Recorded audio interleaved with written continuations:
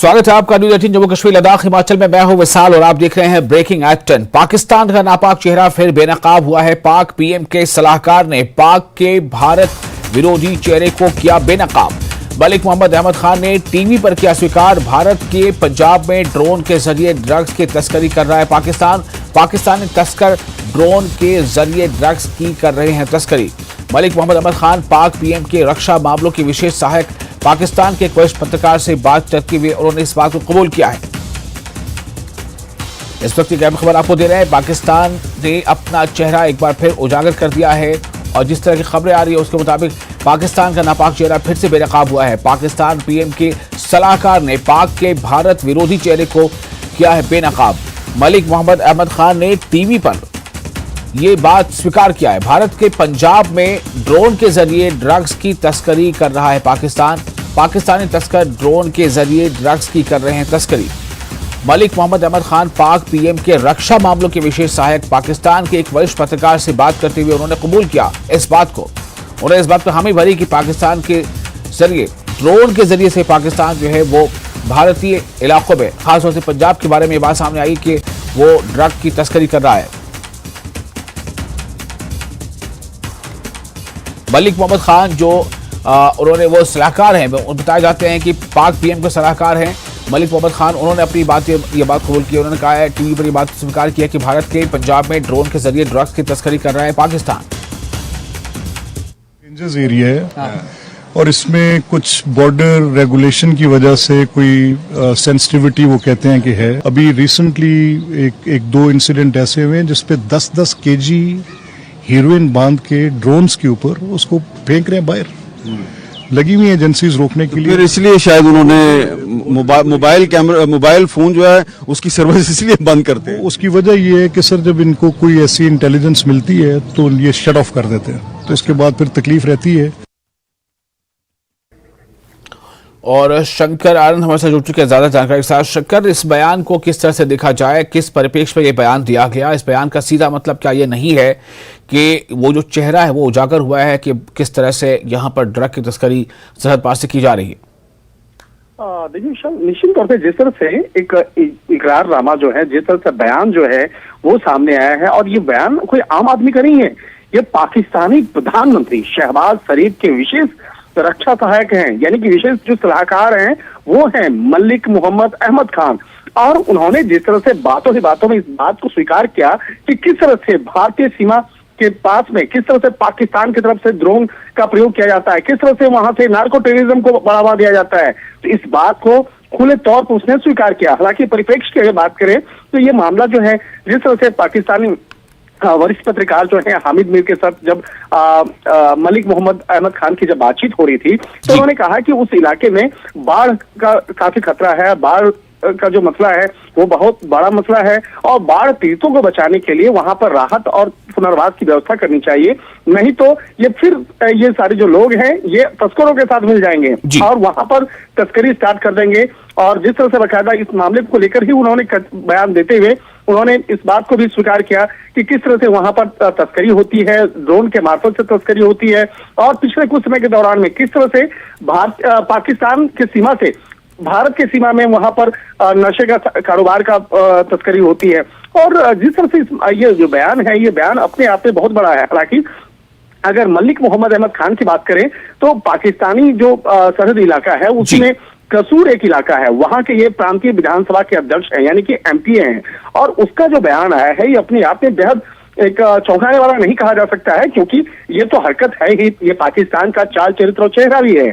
और अगर रिकॉर्ड की अगर बात करें तो पिछले कुछ समय के दौरान में जिस तरह से बीएसएफ के द्वारा पंजाब के जो सीमावर्ती इलाके हैं, पंजाब और पाकिस्तान से जो सटा हुआ इलाका है, सिर्फ पंजाब की अगर बात करें तो हाल फिलहाल में तकरीबन 260 किलो हेरोइन, 19 हथियार, 30 मैगजीन, तकरीबन 470 राउंड गोला बारूद और 30 पाकिस्तानी ड्रोन को बीएसएफ के द्वारा वहां पे जब्त किया गया है। तो ये तमाम जो रिकॉर्ड्स हैं वो रिकॉर्ड साफ तौर पे बताते हैं कि किस तरह से पाकिस्तान की तरफ से नशे का कारोबार भारत के अंदर में करने की कोशिश की जाती है, वहां से ड्रोन का इस्तेमाल जिस तरह से हो रहा है, और जिस तरह से भारतीय अर्धसैनिक बल बीएसएफ के द्वारा लगातार वहां पे कार्रवाई होती है। तो ये रिकॉर्ड साफ तौर पे बताया जाता है कि किस तरह से वहां पे पाकिस्तान की सीमा के अंदर से इस तरह की तस्करी होती है।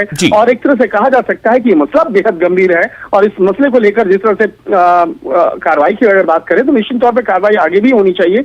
लेकिन जिस तरह से पाकिस्तान के प्रधानमंत्री शहबाज शरीफ के विशेष रक्षा सहायक मलिक मोहम्मद अहमद खान ने इस बात को स्वीकार किया और खास तौर पर जो सीमा पार से जो तस्करी के मामले को स्वीकार किया, तो ये अपने आप में बहुत बड़ा स्टेटमेंट है। और इस मामले को लेकर अब जो सोशल मीडिया पे भी काफी चर्चाएं शुरू हो गई हैं और निश्चित तौर पे भारतीय केंद्र सरकार की भी इस मामले पर नजर बनी हुई है। जी शंकर, बहुत शुक्रिया आपका तमाम जानकारी के लिए। तो ये एक काफी अपने आप में हम कह सकते हैं कि एकदम चेहरा जाहिर होने वाला और ये नकाब उतरने वाला और बेनकाब होने वाला ये जो बयान है, जिससे साफ तौर से ये पता चल रहा है कि किस तरह नापाक हरकतों में लगातार जो है कोशिशें वहां होती जा रही हैं और इसका अब एक्सेप्टेंस इस तरह से सामने आया है। हिमाचल प्रदेश में इस बार मानसून कहर बनकर बरस रहा है। इससे जानो माल का रिकॉर्ड नुकसान हो रहा है और 1 अगस्त तक बारिश से राहत के आसार भी नहीं हैं। मौसम विभाग शिमला ने आज के लिए भारी बारिश का अलर्ट जारी किया है। आज सुबह से ही प्रदेश के कई क्षेत्रों में बारिश हो रही है।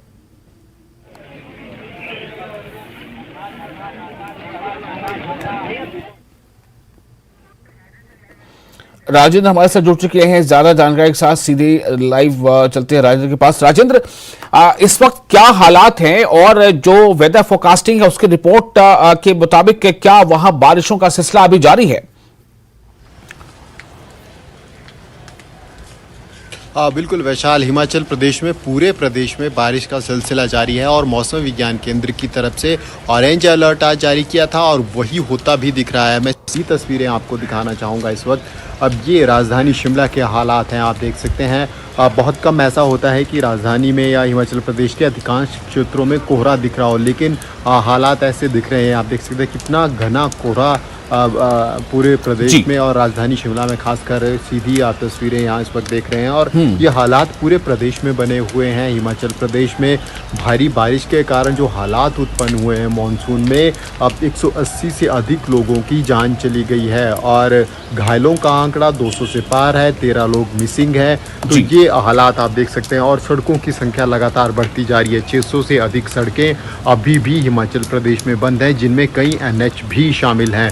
इसके अलावा विद्युत सप्लाई पूरी तरह से ठप है। 500 के करीब विद्युत ट्रांसफार्मर पूरी तरह से ठप हैं। जो वाटर पंपिंग योजनाएं हैं, पेयजल आपूर्ति जो करवाती हैं, सिंचाई आपूर्ति करवाती हैं, वो परियोजनाएं बुरी तरह से प्रभावित हैं। 5491 लगभग अब इतना नुकसान, इससे अधिक करोड़ का नुकसान हो चुका है। 5,500 करोड़ से अधिक का नुकसान हिमाचल प्रदेश में हो चुका है। और जो अभी मौसम विज्ञान केंद्र की तरफ से प्रेडिक्शन जारी है उसके अनुसार आज पिछले कल रात से ही बारिश जारी है और कल भी ऑरेंज अलर्ट था, आज भी ऑरेंज अलर्ट है। इसके अलावा येलो अलर्ट इसके बाद फिर हिमाचल प्रदेश में रहने वाला है। तो हम कह सकते हैं कि अगले अगस्त महीने की शुरुआत तक मौसम खराब बना रहेगा। करीब 3 अगस्त तक इसी प्रकार से बारिश जारी रहेगी। हालांकि आज जो प्रेडिक्शन है वो बहुत तेज बारिश की है और कुछ एक स्थानों पर बादल फटने की आशंका भी मौसम विज्ञान केंद्र की तरफ से व्यक्त की गई है। हिमाचल प्रदेश में अभी तक लगभग 35 से अधिक स्थानों पर बादल फटने की घटनाएं हो चुकी हैं। सबसे अधिक बादल फटने की घटनाएं कुल्लू ज़िला में हुई और उसके बाद चंबा ज़िला में इस बार सबसे अधिक बादल फटे। और सेंसिटिव भी हिमाचल प्रदेश में कुल्लू ज़िला, कुल्लू वैली जो पूरी है उसको बादल फटने की दृष्टि से सेंसिटिव माना जा रहा है, क्योंकि जो चोटियों की ऊंचाई काफ़ी ऊंची है और नीचे नदी है। तो ऐसे में जो प्रेशर बनता है वो फिर बादल फटने के लिए काफ़ी सहायक होता है और भारी नुकसान हम देख रहे हैं पिछले कुछ दिनों से हो रहा है। इसके अलावा शिमला ज़िला में भी बादल फटने की घटनाएं हुई, सिरमौर ज़िला में बादल फटने की घटनाएं हुई। तो लगातार जो नुकसान का आंकड़ा है वो बढ़ता जा रहा है और जिस प्रकार से बारिशें लगातार जारी है ये चिंता व्यक्त करने वाली स्थिति है पूरे प्रदेश में। और आज भी मौसम विज्ञान केंद्र की जो प्रेडिक्शन है उसी के अनुसार पिछली रात से बारिश हिमाचल प्रदेश में जारी है और ये कोहरे का मंजर देख सकते हैं किस प्रकार से है, और यही हालात पूरे प्रदेश में बने हुए हैं। हिमाचल के अधिकांश ज़िलों में इसी प्रकार से कल रात से बारिश जारी है और ये क्रम तेज़ बारिश हो रही है। विशाल, इस पूरे मौसम में इस बार जो हमने देखा पूरी मानसून में, हालांकि अभी करीब 1 महीने से अधिक का समय मानसून का हिमाचल प्रदेश में है, लेकिन पिछले वर्षों के कंपैरिजन करें तो अभी तक लगभग 20% के करीब बारिश की कमी बची है पूरे सेशन में। जितनी पहले की वर्षों में 2021 में, 2019 में जितनी बारिश हुई थी, उतनी बारिश से 15 से 20% कमी बची है। और अभी करीब 1.5 महीना मानसून का हिमाचल प्रदेश में बचा हुआ है, 1 महीने से अधिक का समय है। तो ऐसे में बहुत अधिक बारिश होने की जो आशंका व्यक्त की जा रही थी वही होता हुआ दिख भी रहा है। और क्योंकि बारिश इतनी अधिक हो चुकी है कि अब हल्की सी बारिश होती है तो फिर सड़क मार्ग अवरुद्ध हो जाते हैं। और हिमाचल में सड़क मार्ग का बहुत इम्पोर्टेंस है, जो अधिकतर डिपेंडेंसी है लोगों की यातायात की, ये वो सड़क मार्ग पर निर्भर करती है। और ऐसे में अगर घर में कोई बीमार हो जाता है तो फिर दिक्कत और अधिक बढ़ जाती है, क्योंकि अधिकतर संपर्क मार्ग बंद हैं, मुख्य सड़कें बंद हैं, इसके अलावा NH भी बंद हैं, लगातार ल्हासे गिर रहे हैं। और चाहे चंडीगढ़ से मनाली की बात हो या फिर चंडीगढ़ शिमला नेशनल हाईवे की बात हो, बार बार लैंडस्लाइड हो रहा है। हालांकि प्रशासन की तरफ से मशीनरी डिप्यूट की गई है, लेकिन लैंडस्लाइड इतना अधिक हो रहा है कि घंटों का जाम जो है तो वो अब सड़कों पर लगना शुरू हो गया है। और चाहे मंडी हिल्स की बात हो या फिर कुल्लू, किन्नौर, लाहौल स्पीति, शिमला का अपर एरिया हो या फिर सिरमौर का एरिया हो, लगातार इन क्षेत्रों में लैंडस्लाइड होते जा रहे हैं और भारी नुकसान हो रहा है। हमने देखा कि शिमला ज़िला में सेब की फसल को भारी नुकसान हुआ, बगीचे तबाह हो गए बड़ी संख्या में। यही हालात मंडी ज़िला में भी हैं, बड़ी संख्या में नुकसान लोगों को हुआ, लोगों के घर बह के चले गए।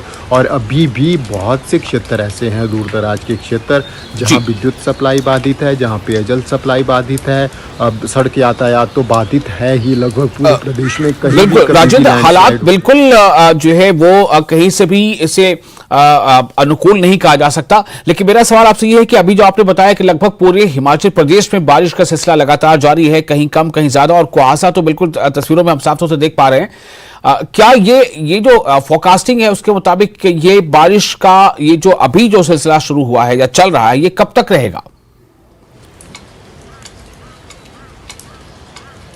विशाल, अभी अगर कहें तो ऑरेंज अलर्ट आज जारी है और कल अब आधे दिन तक आशंका व्यक्त की जा रही है कि ऑरेंज अलर्ट के तहत भारी बारिश हो सकती है। इसके बाद फिर येलो अलर्ट अगले 3 से 4 दिन रहने वाला है। और कह सकते हैं हम कि अगस्त महीने की शुरुआत 1 और 2 अगस्त तक बारिश का जो अभी प्रेडिक्शन मौसम विज्ञान केंद्र की तरफ से लगाई गई है वो रहने वाली है। इसके बाद फिर क्योंकि अगली अभी वेव अपडेट नहीं है, तो ऐसे में 3 तारीख तक फिलहाल ये माना जा रहा है कि हल्की बारिश जारी रहेगी। और आज और कल भारी बारिश हिमाचल प्रदेश में कल दोपहर तक हो सकती है। ऑरेंज अलर्ट जो है, उसके बाद फिर येलो अलर्ट है। बारिश होगी लेकिन इतनी तेज बारिश नहीं होगी जितनी पिछले कल शाम से पूरे प्रदेश में बारिश हो रही है। रात भर प्रदेश के अनेक ज़िलों में बारिश जारी रही और यही सिलसिला अभी सुबह भी जारी है। घना कोहरा छाया हुआ है पूरे प्रदेश में और बारिश लगातार जारी है अधिकांश क्षेत्रों में, अधिकांश ज़िलों में। और आज रात तक ये प्रेडिक्शन मौसम विज्ञान केंद्र की तरफ से, उसके बाद फिर दोपहर के बाद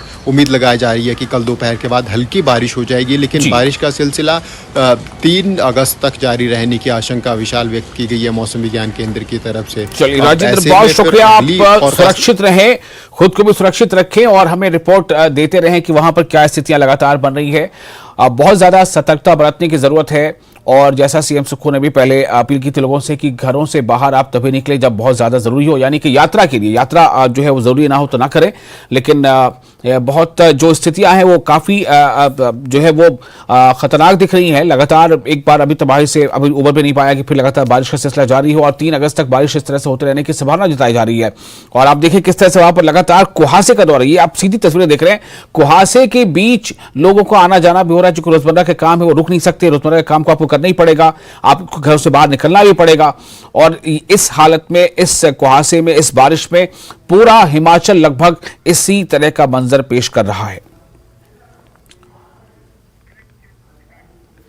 फिलहाल एक छोटा सा ब्रेक लेते हैं, ब्रेक के बाद खबरों का सिलसिला जारी रहेगा।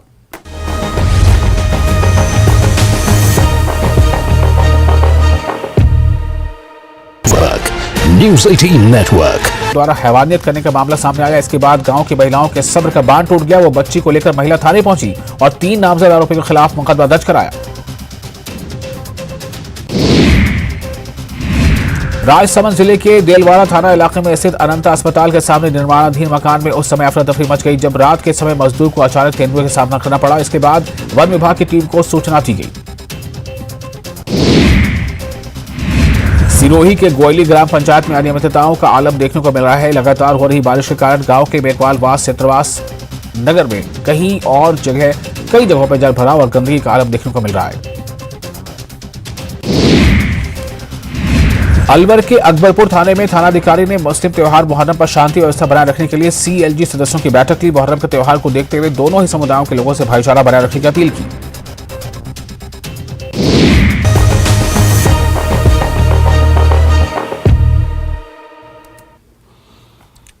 ब्रेक के बाद एक बार फिर आपका स्वागत है न्यूज 18 JK पर। आप देख रहे हैं ब्रेकिंग एट 10। कुपवाड़ा से बड़ी खबर है। कृषि निदेशक कश्मीर ने किया दौरा। कलारोस कुपवाड़ा का दौरा किया। प्रभावित इलाकों को उन्होंने वहां पर जाकर देखा, घूमा, जांचा, उसकी जांच की, उसका जायजा लिया।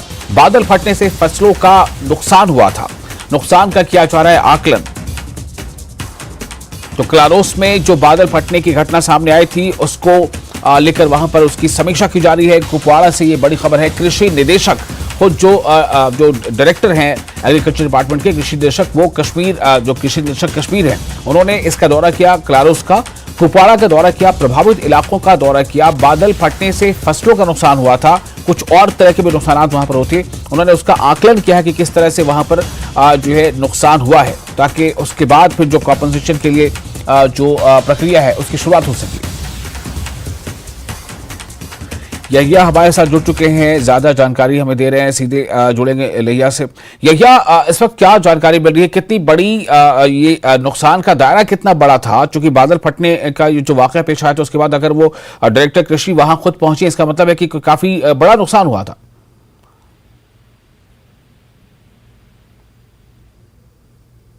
बताता चलो कि गुज़िश्ता दिनों जो कुपवाड़ा जिले के मुख्तलिफ इलाके हैं, यहाँ पर बादल फटने के वाकयात रोनुमा हो, उसके साथ तेज बारिशें, तेज हवाएं, जिसकी वजह से खेत खलियानों में कई इलाकों में तबाही मच गई है। और इसी सिलसिले की कड़ी के बतौर जो कलारूस इलाका है, ये कुपवाड़ा जिले से एक दूर उफ्तादा इलाका माना जाता है। वहां पर तेज हवाएं चली, मकानों के छत उड़ गए और बादल फटने की वजह से मक्की की फसल को वहां पर तबाही मच गई।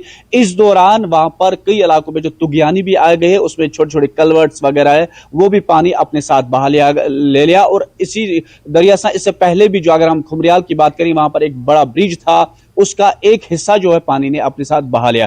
तो इस तमाम मामले को लेकर आज डायरेक्टर एग्रीकल्चर कश्मीर जो है चौधरी इकबाल साहब, उन्होंने आज श्रीनगर से सीधा कलारूस का रुख किया, यानी आज तड़के ही उन्होंने वहां पर चले गए और नुकसान देखा कि कितना नुकसान हुआ मक्की की फसल, दहान की फसल को उन्होंने आज खुद मुआयना किया। अफसरान की टीम के हमरा उन्होंने देखा कि लगातार इस तरह के वाकयात हो रहे हैं, क्योंकि किसानों की साल भर की मेहनत यही होती है, वो अपना दिन और उसी पर चलाते हैं पूरा साल। जब उसी को नुकसान हुआ तो इस नुकसान की भरपाई के लिए आज उन्होंने अफसरान को हिदायत दी कि आप वहां पर नुकसान का तखमीना लगाए, ताकि लोगों को बाद में इस सरकार तक पहुंचाया जाएगा, ताकि किस तरह का रिलीफ पैकेज मिल सकता है। तो विशाल मेरे साथ बराह रास्त इस वक्त जी आइया।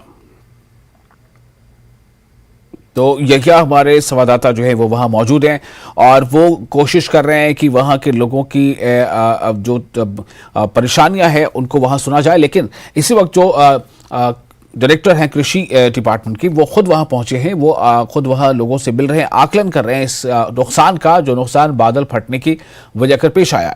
ये कलारोस का मामला है। कलारोस का जो कुपवाड़ा में पड़ता है और यहाँ पर दरअसल कुछ ही दिनों पहले बादल फटने की एक घटना हुई थी और इसमें काफ़ी बड़ा नुकसान बताया जा रहा है। इसमें जो खड़ी फसलें हैं वो ज़बरदस्त इसके जद में आ गई, उसका नुकसान हुआ और साथ ही साथ कुछ और भी नुकसान हुए, कुछ मवेशियों का भी नुकसान हुआ।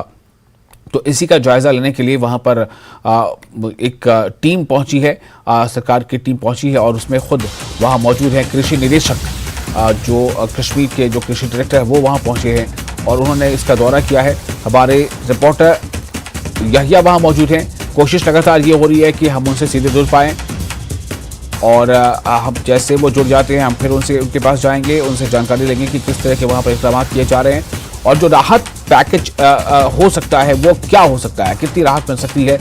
क्योंकि कुपवाड़ा से ये खबर काफ़ी अहम है और कश्मीर ने जो कृषि निदेशक हैं कश्मीर के एग्रीकल्चर डायरेक्टर वो खुद वो दौरा कर रहे हैं और हालात का जायजा ले रहे हैं। ये जानने की कोशिश कर रहे हैं कि नुकसान कितने बड़े पैमाने पर हुआ है। कलारोस कुपवाड़ा का ये दौरा किया गया। कंपोजिट सीड है, हाइब्रिड सीड है या क्रॉस पॉलिनेटेड सीड है, तो जो उसके रिक्वायरमेंट रेट है कि चाहे 33% का हो, 50% का हो या 100% रिप्लेसमेंट का हो, तो उसी लिहाज से उन लोगों के बीच में भी इस सीड का जो इंटरवेंशन थी सीड रिप्लेसमेंट वाली, उस इंटरवेंशन का बड़े पैमाने पे हम लोगों ने इसको उजागर किया था और लोगों ने डिपार्टमेंट की हदायत के मुताबिक उस सीड का इस्तेमाल किया था और बड़ा अच्छा क्रॉप का स्टैंड था। और आप जानते हैं कि इस वक्त जो मक्की की क्रॉप इस इलाके के बीच में है ये टसलिंग स्टेज के ऊपर, और जब मक्की की क्रॉप जो है टसलिंग स्टेज के ऊपर होती है तो इसका जो टेसल है, जो प्लांट का 50% से जो ऊपर का हिस्सा है जहां से सिल्क निकलता है वो भारी होता है। और जिस वक्त लगातार बारिशों के साथ, टोरेंशियल रेंज के साथ थोड़ी सी हवा चलती है तो ये मक्की जो है ये टूट जाती है, लाजिंग हो जाती है। तो डायरेक्टर साहब एक और बात हम आपसे जानने की कोशिश करें, फिलहाल ऑफिसरान को किस तरह की डायरेक्शन हुई? क्या ऐसा है कि मैंने जो टीम मेरे साथ मौजूद थी, चाहे वो डिपार्टमेंट के लोगों की थी, चाहे वो इलेक्टेड रिप्रेजेंटेटिव की थी और जो फार्मर्स इन जनरल थे, मैंने मौके पे ही ये इंस्ट्रक्शन इशू की है कि असामी वाइज इसकी लैंड असेसमेंट, क्रॉप असेसमेंट के किस क्रॉप में कितना इंडिविजुअल फार्मर का कितना नुकसान हुआ है, ये लिस्टें हम बना के रेवेन्यू डिपार्टमेंट के साथ मिलकर अथेंटिसिटी लेके इलेक्टेड जो रिप्रेजेंटेटिव हैं, जितने भी पीआरआईज हमारे हैं, चाहे वो पंच हमारे हजरात हैं, सरपंच हजरात हैं, बीडीसीज हैं या डीडीसी हजरात हैं, उन सब के लागे। और मैंने ये भी इंस्ट्रक्शन दी कि इन तमाम लिस्टों को पंचायत घरों के सामने लगाया जाए ताकि कोई किसान कल ये गिला ना कर सके कि मेरा नाम उस लिस्ट के बीच में नहीं है। और फर्स्ट इंस्टेंस के बीच में हमने लोगों को ये कहा कि जिन लोगों का क्रॉप इंश्योरेंस स्कीम जो इस साल से UT of Jammu and Kashmir government ने लागू की थी कि जितने भी लोग हैं 31 तारीख से पहले उसके बीच में सबकी वो एंट्री हो जाए। एक तो हम कोशिश करेंगे गवर्नमेंट के उस पहलू से भी हम किसानों को कवर करें, उसके बाद डिजास्टर मैनेजमेंट में जो डिस्ट्रिक्ट एडमिनिस्ट्रेशन के पास हमारे जो असेसमेंट ऑफ लॉस जाएगा उसको भी कवर किया जाए और डिपार्टमेंट ऑफ एग्रीकल्चर अपनी तरफ से क्या मदद कर सकता है, हम तीनों पैमानों से मदद करेंगे। लेकिन जो फर्स्ट हमारा बेसिक जो ऑब्जेक्टिव है, जो फर्स्ट स्टेप है कि लॉस असेसमेंट करना कि इंडिविजुअल फार्मर के पास एवरेज साइज ऑफ होल्डिंग क्या है, उसके अंदर क्रॉप कौन सी है, उसमें परसेंटेज ऑफ डैमेज क्या है, क्या वो डिजास्टर मैनेजमेंट के डोमेन के अंदर आती है और उसको किस लिहाज से कवर किया जा सकता है। सब एक और बात हम आपसे जानने की कोशिश करेंगे, अगर लगातार मौसम खराब रहा, बादल फटने के वाकया, तेज हवाएं, तेज बारिशें, तो आने वाले वक्त में आपको नहीं लगता कि दलहन की फसल में वो बीमारी फूट पड़ती है जिसे हम ब्लास्ट बीमारी कहते हैं? क्या उस तरीके से आपने यहाँ के अपने अफसरों को तैयार रखा है, साइंसदानों को तैयार रखा है, जो आपके माहिरीन होते हैं जिन्हें हम कहते हैं साइंटिस्ट, क्या उन्हें कहा जा रहा है कि वो इलाके में जाए, लोगों को इसकी ये जानकारी दें कि ब्लास्ट नामी बीमारी से बचा जा सके? आपको ये मैं जानकारी देता चलूं और आपके इस चैनल के माध्यम से जितने भी जहां तक भी मेरी आवाज पहुंच सकती है कि वादी कश्मीर के अंदर जो इस साल मौसमी हालात बने हुए हैं, इसके लिए हर दिन किसानों के साथ जो हमारे हर डिस्ट्रिक्ट के अंदर हमने एक सेल क्रिएट किया हुआ है और वहां पे अल्टरनेट डेज के ऊपर हम जो है वो एडवाइजरी इशू करते हैं, चाहे वो इंसेक्ट पेस्ट का अटैक हो, चाहे किसी डिजीज का अटैक हो। इन तमाम चीजों से निपटने के लिए डिपार्टमेंट ऑफ एग्रीकल्चर कश्मीर जो है वो पूरे तरीके से मुस्तहकम है और किसी किस्म की इंशाल्लाह मेरे किसानों को कोई दिक्कत उस लिहाज से नहीं आएगी।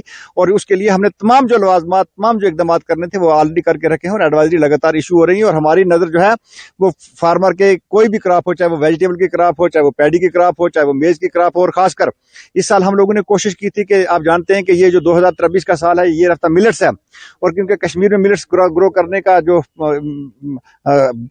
रवाज था वो बड़ा कम था, हमने कोशिश की थी कि इस साल कश्मीर में भी तकरीबन 1000 से ज्यादा हेक्टेयर एरिया जो था वो मिलेट्स के अंडर कवर किया गया था, क्योंकि वो हमारे कंप्लीट फूड के बीच में आता है। हम लगातार देख रहे हैं कि चाहे किसी भी क्रॉप को अगर किसी लेवल पे कोई नुकसान होगा तो इंशाल्लाह डिपार्टमेंट ऑफ एग्रीकल्चर किसानों के साथ कांधे से कांधा मिला के हमेशा खड़ा रहेगा और इससे पहले भी खड़ा रहा है। और मैं आप लोगों का भी शुक्रगुजार हूं कि आप लोगों ने हमेशा किसानों की फलाह बहबूदी के लिए, चाहे नर्सरी से लेके चाहे क्रॉप की एग्रोनॉमी का डिफरेंट स्टेजेस हों, चाहे पोस्ट हार्वेस्ट मैनेजमेंट हो, आप लोगों ने भी ये फीडबैक किसानों के साथ दिया और हम मिलजुल के ताकि किसानों की फलाह जी विशाल, आपको मेरी आवाज आ रही है? विशाल, हम ये कहेंगे कि लगातार इस तरह के जो वाकयात हैं लाइन ऑफ कंट्रोल से लेकर गांव देहात तक, अगर हम बात करें कि जम्मू कश्मीर के हर जगह पर इस तरह के वाकयात जो हैं वो लगातार रोनुमा हो रहे हैं और लोगों के मुश्किलात जो है इससे बढ़ रहे हैं, क्योंकि अगर लगातार इस तरह के वाकयात दोबारा रोनुमा होते हैं तो बादल फटने के वाकयात दोबारा हो जाते हैं तो लोगों के मुश्किलात में हर गुजरते दिन के साथ इजाफा हो रहा है। तो इस तरह से, लेकिन दूसरी तरफ हम ये कहेंगे कि अब लगातार जो है एग्रीकल्चर डिपार्टमेंट इस चीज से निपटने के लिए तैयार है, कोशिश की जा रही है कि डिपार्टमेंट जो है वो किसानों को जो स्कीमें हैं या उन्हें जो जानकारी देनी है उस हवाले से भी यहाँ पर काम किया जा रहा है। जी विशाल। जी देखिए, बहुत शुक्रिया आपका तमाम जानकारी के लिए और उम्मीद की जानी चाहिए कि जो इस वक्त तखमीना लगाया जा रहा है नुकसान का, जो आकलन किया जा रहा है, उसके बाद जो जिनका नुकसान हुआ है उन्हें इस जल्द ही राहत भी नसीब होगी।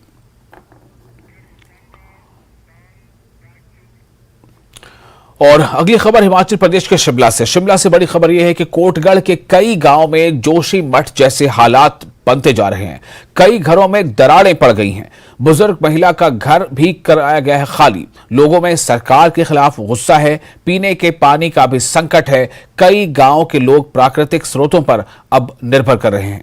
ये खबर हिमाचल प्रदेश से है। हिमाचल प्रदेश के शिमला में इस तरह के हालात पैदा हो रहे हैं। शिमला में से बड़ी खबर यह आ रही है कि कोटगढ़ में शिमला के कोटगढ़ के कई गांवों में जोशी मठ जैसे हालात बन रहे हैं। कई घरों में दरारें पड़ गई हैं।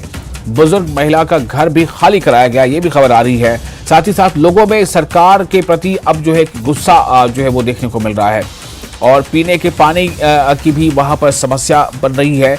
कई गांव के लोग प्राकृतिक स्रोतों पर निर्भर कर रहे हैं, क्योंकि सड़क मार्ग जो है वो भी अवरुद्ध हुआ है। जगह जगह जो है पेड़ गिरने से, पुल पुलिया के टूटने से बहुत ही दिक्कतों का सामना लोगों को करना पड़ रहा है। ऐसे में सरकार भी अपने स्तर पर काम कर रही है, लेकिन लोगों का गुस्सा जो है वो कहीं ना कहीं फिर से सरकार पर टूट ही रहा है। आप देखिए किस तरह के वहां पर हालात बने हुए हैं। आप तस्वीरें देखकर अंदाजा कर सकते हैं। जो कोटगढ़ जो इलाका है, कोटगढ़ है, उसमें और आसपास के कुछ गांव में कई घरों में दरारें पड़ गई हैं। इसका मतलब साफ है कि कहीं ना कहीं जहां पर जो स्थिति वो है वो बिल्कुल अनुकूल नहीं है। इस वक्त हम शिमला जिले का जो सेब बाहुल इलाका है कोटगढ़, वहां पर मौजूद हैं और ये भरेड़ी गांव में हम मौजूद हैं और यहां पर ये बताया जा रहा है कि जो आपदा आई थी, जो भारी बारिश जब शुरू हुई थी यहाँ पर 10 जुलाई के बाद हालात जो है यहाँ पर लगातार बिगड़ते जा रहे हैं और इस वक्त ये जो गांव की सड़क है कोटगढ़ इलाके में, यहाँ पर बड़ी बड़ी दरारें यहाँ आप सड़क के बीचों बीच देख रहे हैं।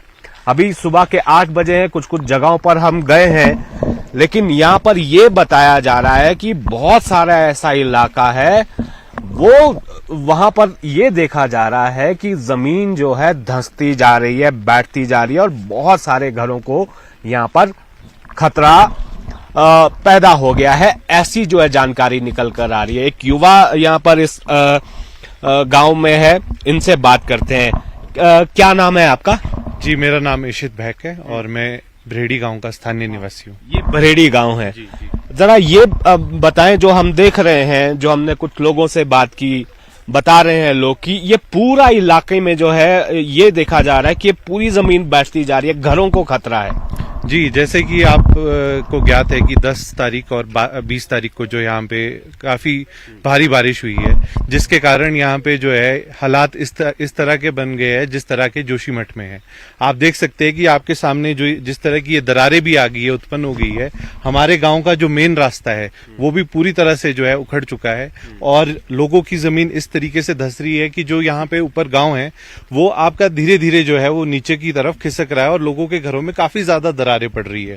तो ये बहुत ही ज्यादा एक चिंता का विषय है कि इस तरीके के डैमेज को जो है हम कंट्रोल नहीं कर पाएंगे और अगर हमारे को इसमें भारत सरकार या केंद्र सरकार द्वारा भी जो है इसको राष्ट्रीय आपदा अगर जल्द घोषित नहीं किया गया तो बहुत से लोग हैं जो आपके जमीन से भी हाथ धो बैठेंगे और घरों से भी जो आपके एक तरह से बेघर हो जाएंगे। जरा बताएं कितने लोग हैं इस इलाके में और जैसा कि आप बता रहे हैं कि कई घरों में जो है दरारें हैं, बहुत सारी जगह ऐसी हैं जो जैसे यहाँ पर देखा जा रहा है कि बैठती जा रही, कि ऐसा हम कई सदियों में नहीं देखा, कि बुजुर्ग भी बता रहे हैं। कितने लोग प्रभावित होंगे, क्या अगर आपके पास जानकारी है, कितने घरों को ऐसा है जो नुकसान है?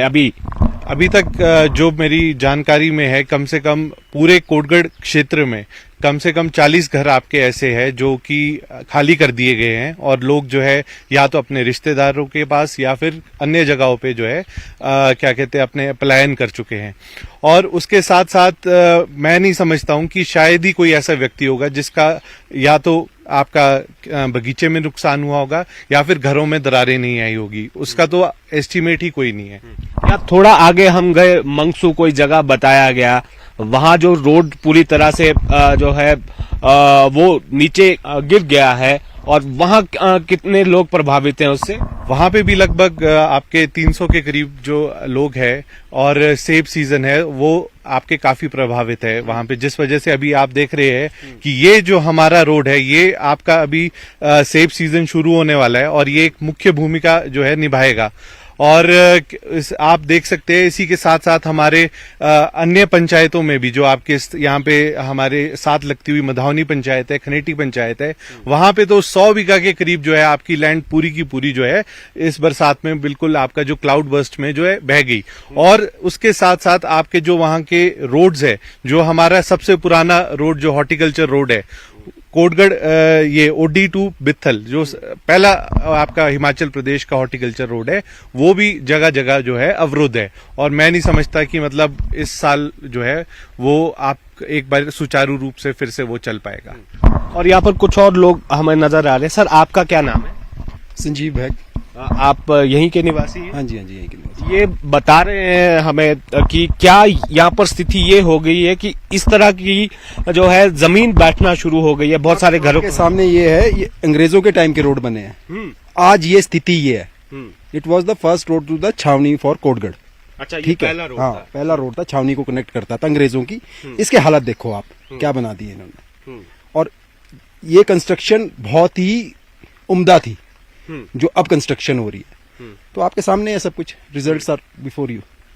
और ये भी बताया जा रहा है कि घरों को भी खतरा पैदा हो गया है, बहुत सारे घरों को। नहीं, गवर्नमेंट कहीं दिखाई नहीं दे रही। गवर्नमेंट कहीं दिखाई नहीं दे रही। गवर्नमेंट की कोई मतलब एक सर्वे भी नहीं हो पा रहा। ठीक है, गवर्नमेंट सर्वे करे, घर घर जाके सर्वे करे। अब लोगों की स्थिति ये है कि वो अपना घर छोड़ने को तैयार नहीं है। वो कहते हैं जाएंगे तो हम घर के साथ ही जाएंगे। तो जीवन भर की पूंजी तो कोई कैसे जीवन भर की, हाँ जी, कैसे छोड़ेगा।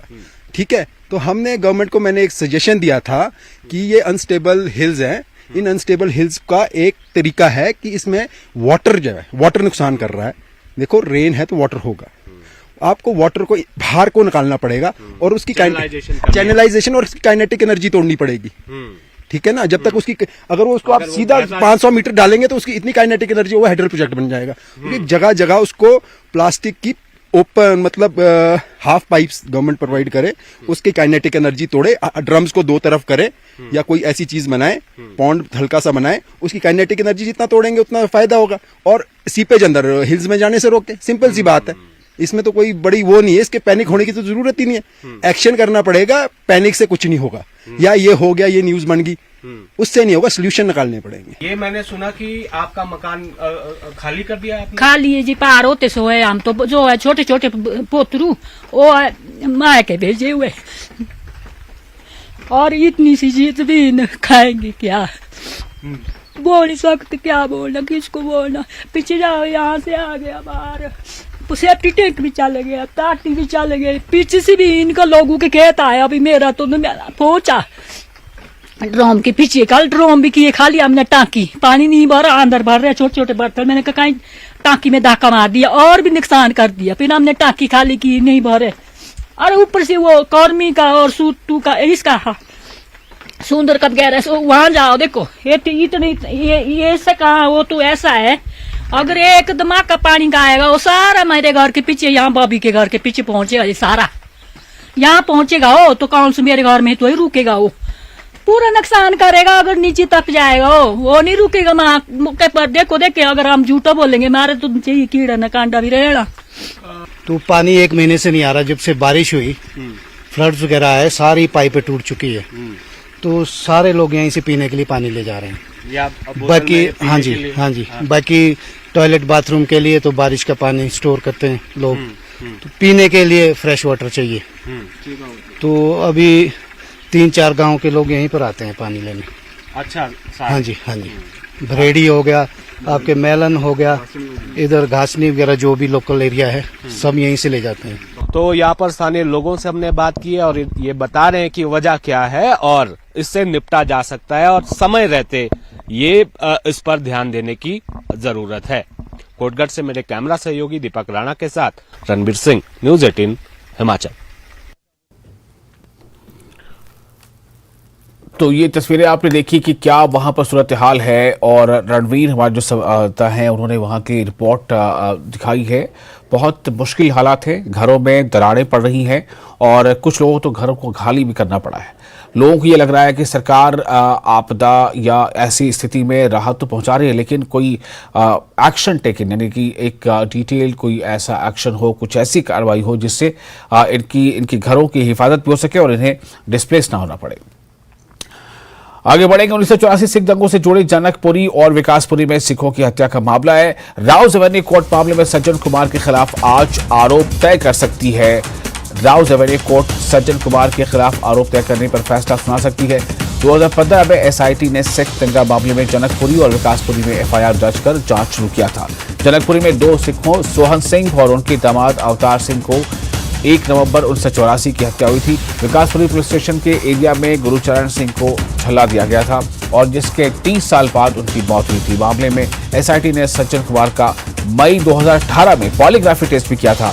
सुनवाई के दौरान सज्जन कुमार के वकीलों ने दलील दी थी कि एसआईटी के पास कोई साक्ष्य नहीं है। 34 साल मामला पुराना है। पहली बार शिकायतकर्ता हरविंदर सिंह ने 2016 में सज्जन कुमार का नाम लिया था।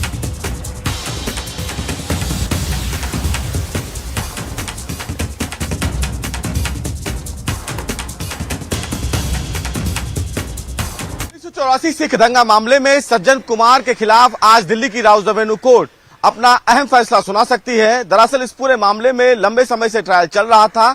आज दिल्ली की राव ज़वेरी कोर्ट सज्जन कुमार के खिलाफ आरोप तय करने पर अपना फैसला सुना सकती है। दरअसल मामला दिल्ली के विकासपुरी में हुए इंसिडेंट से जुड़ा हुआ है, जिस पूरे मामले की फिलहाल एसआईटी जांच कर रही थी। इस पूरे मामले में सज्जन कुमार का पॉलीग्राफी टेस्ट भी करवाया गया और इस पूरे मामले में लंबे समय तक ट्रायल चला। चूंकि ये मामला अहम इसलिए है क्योंकि इस पूरे मामले में एसआईटी ने एक विस्तृत और डिटेल जांच की थी और इस जांच के बाद अब आज इस पूरे मामले में दिल्ली की राव ज़वेरी कोर्ट अपना अहम फैसला सुना सकती है। हालांकि इस पूरे मामले में सज्जन कुमार मुख्य आरोपी हैं, तो देखना बेहद अहम होगा कि जब आज कोर्ट इस पूरे मामले में अपना फैसला सुनाएगी तो सज्जन कुमार के खिलाफ किन किन धाराओं के तहत आरोप तय किए जाते हैं। कैमरामैन आकाश के साथ सुशील पांडे, न्यूज़ 18 दिल्ली। और न्यूज़ 18 की खबर का असर हुआ है। गड़बड़ झाले की खबर दिखाने पर हुआ असर। स्मार्ट सिटी प्रोजेक्ट्स में गड़बड़ झाले का मामला। आवास एवं शहरी विकास मंत्रालय का बड़ा एक्शन। मंत्रालय ने अपने अनुभाग अधिकारी को दिए निर्देश। स्मार्ट सिटी प्रोजेक्ट्स की जांच के दिए आदेश। तो इस वक्त की एक अहम खबर आपको दे रहे हैं। ये जिस तरह से दिखाया गया था, पहले न्यूज़ 18 ने अपनी रिपोर्ट में दिखाया था कि हिमाचल प्रदेश में खासतौर से धर्मशाला में किस तरह से इरेगुलरिटीज हुई है, अनियमितताएं बरती गई हैं स्मार्ट सिटी के नाम पे, स्मार्ट प्रोजेक्ट्स के नाम पे। उसको लेकर जो गड़बड़ चला था उसकी रिपोर्ट जो न्यूज़ 18 ने दिखाई थी उसका असर हुआ है। न्यूज़ 18 की खबर का असर इस तरह से हुआ है कि गड़बड़ झाले को दिखाने के बाद वहां जो प्रोजेक्ट्स में गड़बड़ झाले का मामला था उसमें आवास एवं शहरी विकास मंत्रालय का बड़ा एक्शन ये है कि मंत्रालय ने अपने अनुभाग अधिकारी को सख्त निर्देश दिए हैं कि स्मार्ट सिटी प्रोजेक्ट्स की जांच के आदेश हो, यानी कि जांच के आदेश दे दिए कि उसकी जांच हो कि किस तरह के प्रोजेक्ट बने, कितने दिनों में बने, क्या फंड था, जो चीज़ें तैयार हुई हैं, जो बनी हैं सड़कें या नालियाँ वगैरह, उसकी क्वालिटी क्या है, उसकी गुणवत्ता कितनी है। तो ये एक अहम खबर है इस वक्त है कि आवास एवं शहरी विकास मंत्रालय का बड़ा एक्शन है। मंत्रालय ने अपने अनुभाग अधिकारी को निर्देश दिए हैं कि स्मार्ट सिटी प्रोजेक्ट्स की जांच की जाए।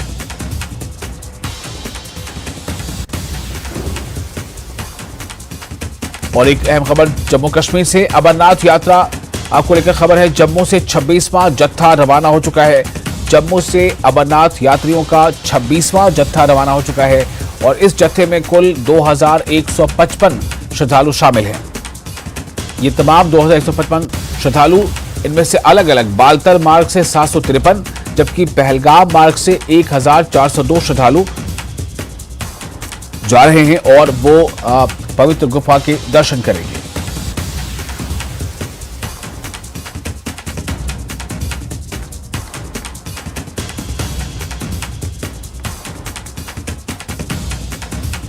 तो अब तक बहुत ही सुचारू ढंग से, बहुत ही सुरक्षित ढंग से ये अमरनाथ यात्रा जो है लगातार जारी है।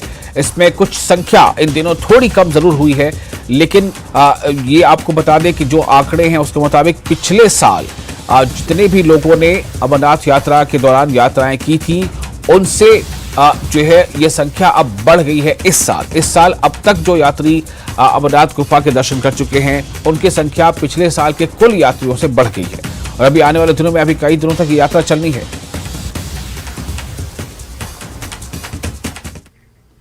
तो फिलहाल एक और छोटा सा ब्रेक लेते हैं, ब्रेक के बाद हम फिर हाजिर होंगे।